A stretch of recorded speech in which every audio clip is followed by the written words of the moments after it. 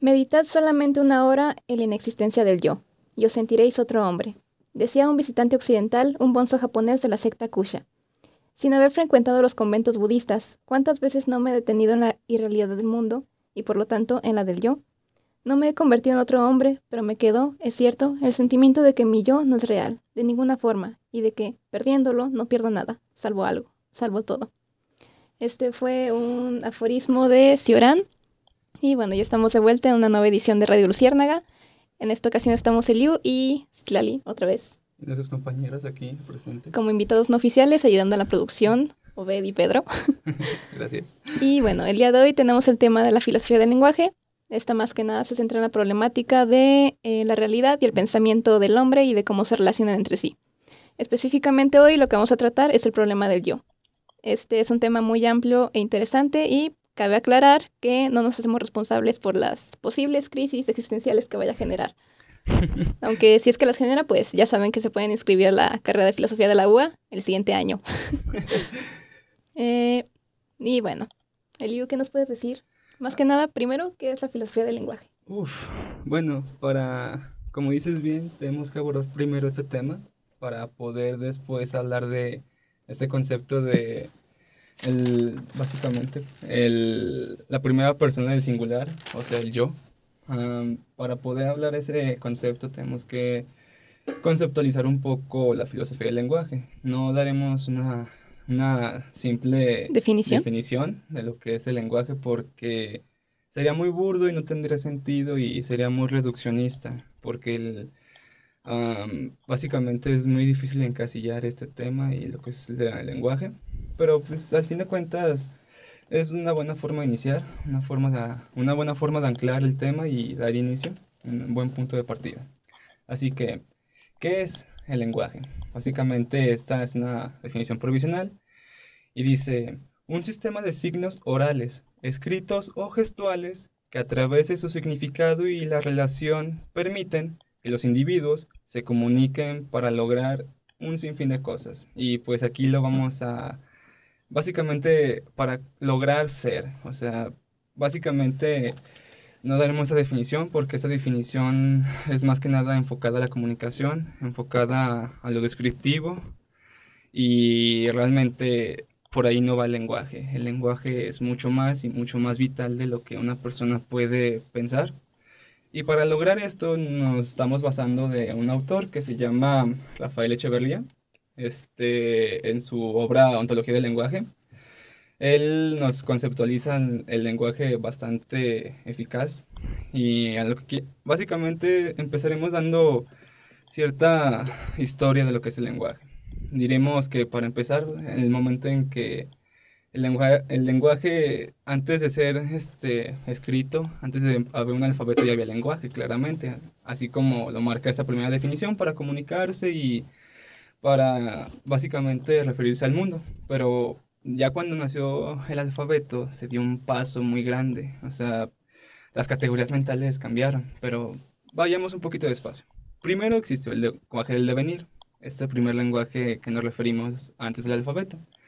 Este lenguaje que básicamente hace que las realidades pasen, o sea, es como la música, básicamente. Les pongo este ejemplo, esa analogía. El sentimiento que nos genera una música, una canción, no se da hasta que no se escucha la canción. Básicamente así pasaba igual con el lenguaje, no pasaban las cosas hasta que no se pronunciaran los sonidos y demás cosas.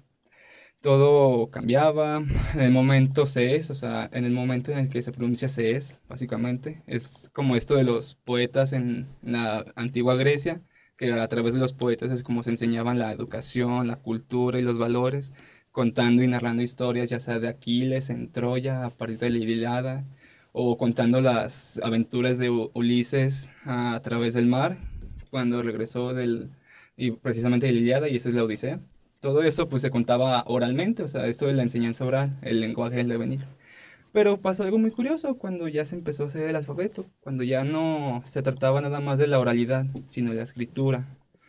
Y bueno, esto básicamente es pasar a lo inmutable, a lo que no cambia, ya es independientemente del sujeto, ya ahí están las cosas, ya no hay que pronunciarlas, ya está aquí escrito, ya no hay que decirlas. Y bueno, con esto, el alfabeto, nuestra concepción del mundo y nosotros mismos cambió, o sea, totalmente, o sea, ya las categorías mentales empezaron a transformar. Y ya nada más para concluir ese punto, básicamente lo que estamos diciendo es de que no es primero el ser, no es primero la existencia y después el lenguaje, no. Primero es el lenguaje y después el ser. O sea, ¿tú qué nos puedes explicar de eso, Citlali? Era justo lo que iba a decir, que hablamos mucho de ser y de yo y de estos, como de esta identidad que tenemos a partir del lenguaje, o más bien que el lenguaje viene a partir de esa identidad, pero en realidad pues es algo conjunto, simplemente sin lenguaje no puede haber este ser o este yo, Sí, y es ahí donde viene la problemática del yo. sí, básicamente estamos diciendo de que nosotros nacemos en el lenguaje para poder ser, para poder tener un yo, para poder tener una identidad, una personalidad. Es necesario primero el lenguaje. Nacemos en el lenguaje y vivimos en el lenguaje. Y esto lo vamos a ir aclarando un poquito más adelante, conforme vayamos avanzando. Primero vámonos a Descartes, porque tenemos que comprender el lenguaje como parte del humano, o sea, una comprensión de lo que es el humano. ¿Qué es el humano? Mucho se ha dicho sobre cómo definir el humano, cómo caracterizarlo, cuál es el punto medular de lo que nos hace seres humanos. Y Descartes en sus tratados, ya empezando la modernidad, iniciando el cuadro de la modernidad, nos caracteriza al humano como seres racionales, algo que ya se venía bien escuchando desde Aristóteles, pero lo pone mucho más medular, o sea, lo enfoca mucho más de que la racionalidad, la razón es lo que nos hace ser. Pero aquí hay un secreto. Esto es algo pues muy, no ambiguo, pero muy reduccionista.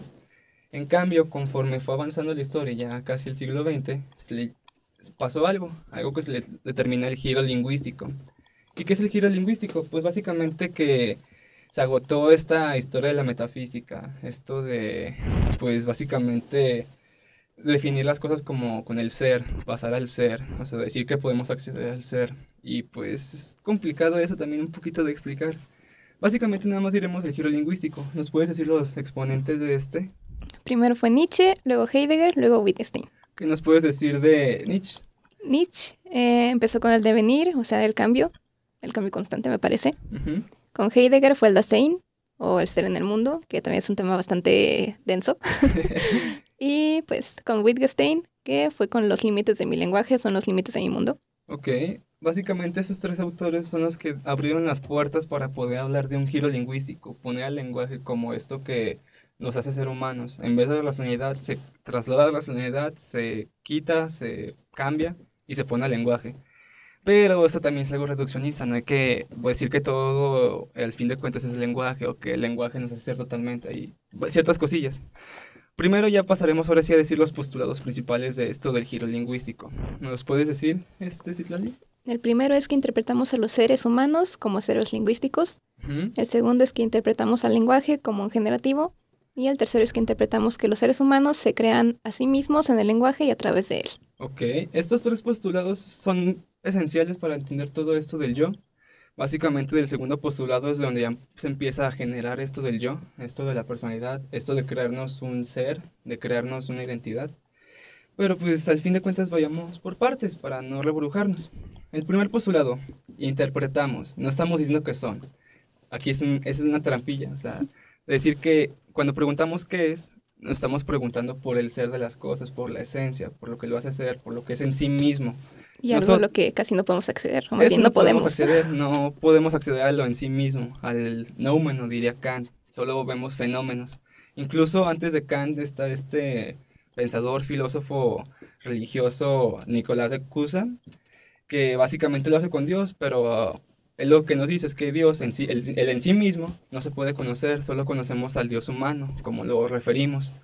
Pero, y ahí es una distinción entre fenómeno y nómeno muy temprana y no con esos conceptos, pero Kant puede que la haya retomado de ahí.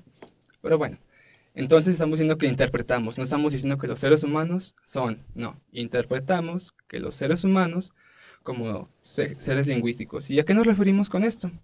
Pues bueno, empecemos. Primero diciendo de que no hay que ser reduccionista y agotar la multidimensionalidad del fenómeno humano. O sea, no solo somos lenguaje, también tenemos un cuerpo y también tenemos emocionalidad, que son dos de los tres ejes centrales del humano, que es, o en conclusión, el cuerpo, la emocionalidad y el lenguaje, nos diría Echeverría. Pero básicamente, por lo que la pregunta que nos hace Echeverría es, por qué sustentamos que lo que nos hace ser humanos es el lenguaje principalmente y no las otras cosas? Pues bueno, el cuerpo y la emocionalidad se entienden a través del lenguaje. Es esto que decimos de que a partir del lenguaje podemos ser, a partir del lenguaje podemos referir el cuerpo y podemos referir la emocionalidad. Y básicamente es la respuesta que nos da, porque a través de él, del lenguaje, conferimos sentido a nuestra existencia y el resto del mundo. Es una autoconciencia, ya no solamente de ser conscientes, sino una autoconciencia de nosotros mismos y de las demás cosas que nos rodean. Es nombrar a las cosas, darles un nombre, ya tener una referencia de ellos, cómo referirnos a ellos, cómo enfocarnos a ellos, cómo traerlos al pensamiento, ya no solamente verlos como cosas que están ahí flotando en la realidad. Esto básicamente se le conoce como la reconstrucción lingüística. Es lo que nos da acceso a los fenómenos. Los fenómenos y ya después los tenemos al mundo humano. De ser fenómenos, los traemos al mundo humano y los hacemos comprensibles para nosotros. Porque, recuerden, nuestras limitaciones humanas, biológicas y conceptuales no nos permiten acceder a las cosas en sí mismas. Todo lo que tenemos son interpretaciones del mundo, al fin de cuentas, de cómo el humano lo puede captar realmente, porque no es lo mismo como lo capta una serpiente a como lo capta un humano, o como lo capta un humano a como lo capta un águila. O sea, es muy diferente. Incluso para un águila no hay cosas, simplemente no hay nombres ni nada, son cosas ahí nada más. Son instintos y su forma de sobrevivir. Exactamente. Y bueno, ese es el primer postulado de que interpretamos a los humanos como seres lingüísticos. Y bueno, pasemos al segundo postulado, que básicamente, básicamente es interpretar el lenguaje como generativo. ¿Qué es esto, Citlali? ¿Tú qué piensas con que es generativo? Que el lenguaje es capaz de generar cosas. Crearlas, ¿no? Crearlas. Pero aquí hay una trampilla, no hay que pensar que el lenguaje crea la realidad, no, o sea, la realidad ahí está. No es dependiente del lenguaje, es independiente de él. Pero nosotros como humanos creamos cosas, creamos el mundo humano, creamos palabras. Y creamos relaciones entre realidad con el lenguaje.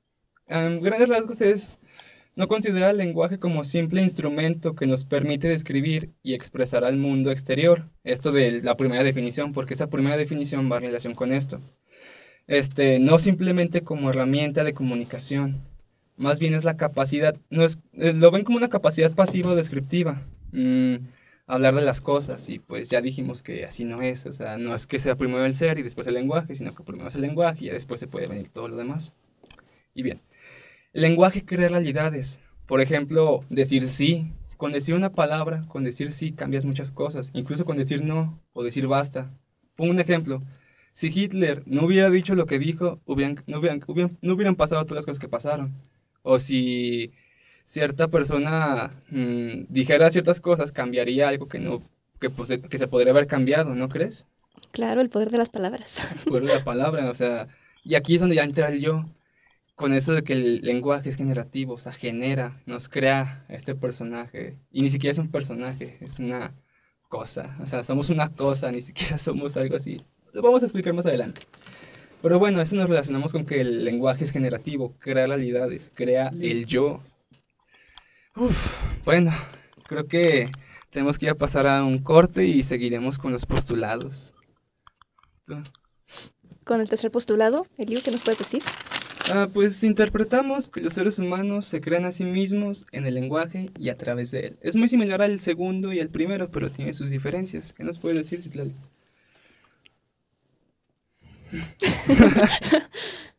Me quedé pensando en otra cosa, pero bueno.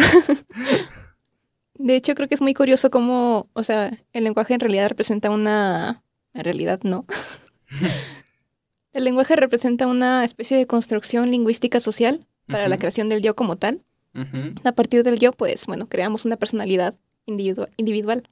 ¿Con el español? Con el español. Hay comunidades o países con diferentes idiomas que en realidad, pues... No existe esta primera persona del yo, entonces singular, no se crea como tal una personalidad que sea individualista como la nuestra, sino que se crea más comunitaria, porque como no tienen el yo, pues optan por incluir más bien el nosotros. Exacto, y pues la gran error sería el tercer postulado. Pero ahora sí ya vendría realmente el tema de todo de este programa, o sea, el título, el problema del yo. ¿Cuál dirías que es el problema del yo dicho todo esto? O sea, con eso de que interpretamos, de que no podemos acceder a la verdad y al ser en sí mismo. O sea, miren, si no podemos acceder al ser porque interpretamos, nosotros interpretamos cosas, no es de que las cosas sean así, no, interpretamos que son así. Entonces, si solo es una interpretación, entonces no hay una noción de verdad, no es de que en sí mismo sea una verdad como tal, o sea, es una construcción al fin de cuentas, una construcción tanto lingüística como social y que todos validamos al fin de cuentas en comunidad, en conjunto. La verdad se limitaría ya no a cuestiones de la esencia, del ser, sino una coherencia dentro de un sistema lógico, o sea, dentro de premisas o postulados que todos damos como válidos. Si hay una incoherencia dentro de lo que tú dices, eso ya no es verdad, ahí ya es la cuestión de las interpretaciones, pero obviamente tienes el problema de que las interpretaciones no valen por sí mismas todas por igual. Hay ciertas interpretaciones mejores que otras y es otro tema de otro costal.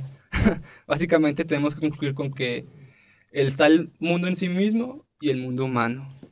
Y que el mundo humano, pues, se mueve en el lenguaje, ¿verdad? Sí, exacto. Entonces, o sea, como solo somos interpretaciones y solo podemos ver interpretaciones, y el ser está dentro del lenguaje, entonces, siquiera existe el yo. Exacto, y ahí es donde está el problema, o sea, el yo realmente existe, el you, que se ha ido construyendo a lo largo de los años, realmente existe esa personalidad, es para empezar una entidad sustancial en sí misma. ¿Tú qué nos dirías, Itlali? Que tengo muchas dudas, el you. Muy bien, pues básicamente ese es el problema, miren, como estuvimos diciendo, en el idioma español está esto de la primera persona del singular, esto de referirnos a nosotros mismos como yo, como muchas, cómo, ay, la forma de referirnos a nosotros mismos dentro del lenguaje, el yo. Ah, entonces, el yo sería una simulación producto del idioma español, o sea, dado que estamos en el idioma español, creemos que tenemos un yo, creemos que tenemos una personalidad. Creo que existe el you, cuando realmente no existe el you, sino que hay una cosa que les está hablando, que suena muy loco, pero son las categorías humanas, mentales que nos permiten imaginar esto. Estamos en el límite del lenguaje. Y pues básicamente, sigamos. Todo humano que se desarrolla dentro de ese idioma, del lenguaje, el español, creerá que tiene un yo, por tanto, se creerá que uno mismo existe.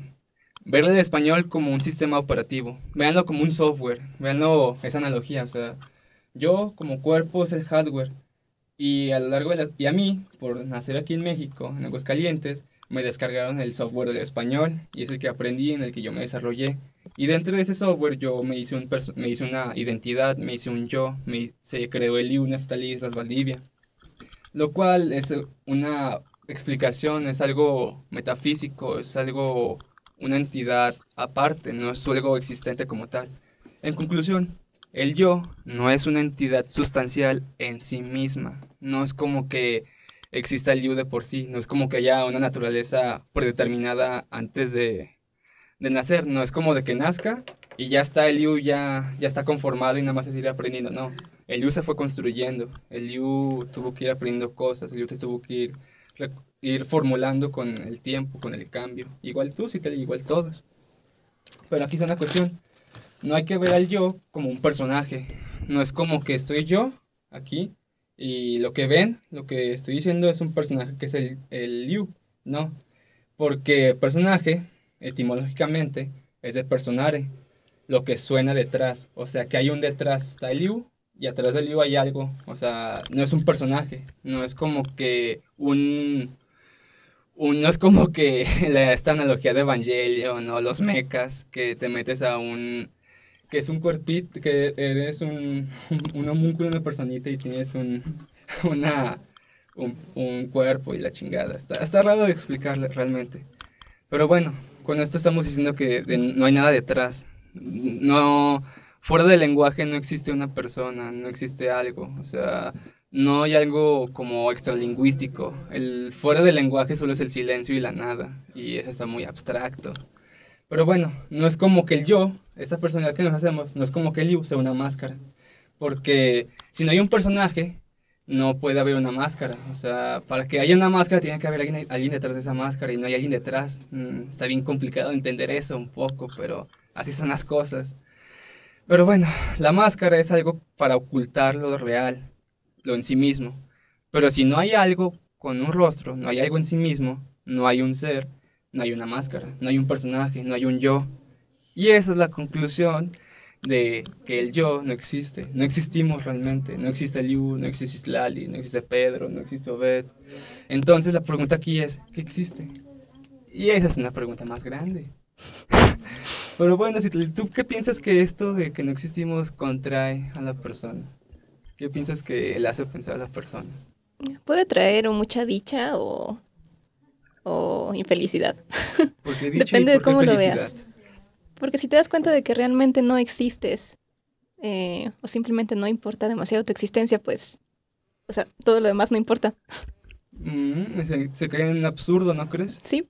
Y puedes ser feliz con el absurdo o puedes ser infeliz con este, depende de cómo lo veas, También depende de tus ideologías, ¿no crees? ¿sí? De cómo tu concepción la tengas y vengan a decirte esto y te contrapuntee todo y te socave lo que tú creías que donde estabas parado fijamente. Eso nos pasó en primer semestre, ¿verdad?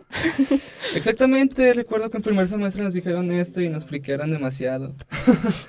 Pero pues bueno, al fin de cuentas es nada más asimilarlo, reflexionarlo, pensarlo profundamente, esto de que la personalidad, el yo, no es algo en sí mismo. Y ya para concluir, les vamos a volver a leer una cita de Michel Cioran, así como empezamos. En esa cita básicamente también nos hace referencia a este yo, a esta personalidad ficticia. ¿Me lo puedes sostener el libro, por favor, Steli? Gracias. Dice, identidad. El concepto de personalidad que nos fragmenta en tanto que figuras humanas y que en algunos se desarrolla hasta la exclamación cósmica, engendra la adversidad en el ser. El sujeto se desequilibra por el exceso de sí mismo. Es como un árbol cuya copa tocará el cielo y se olvida de sus raíces. El volumen del yo constriñe el infinito y la vista diafana y crítica se ahoga dentro del individuo unánime. Cioran, te amo. Pero bueno, ya terminaremos y esto ha sido todo por el programa. Yo me despido, soy Eliu. Cecitlali, Y nuestros compañeros Obed y Pedro. Muchas gracias y nos escucharemos después. bye. Bye.